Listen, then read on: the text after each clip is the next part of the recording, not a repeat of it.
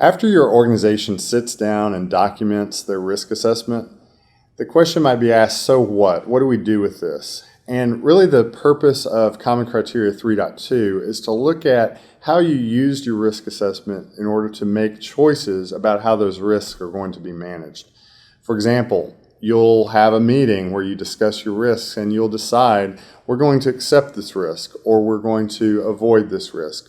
We're going to reduce this risk by putting additional controls into place, or we're going to share this risk with someone else. You might look at insurance as a way to transfer risk away. But ultimately, as an auditor, we're going to be looking at the decisions that you made about how you are going to manage those risks.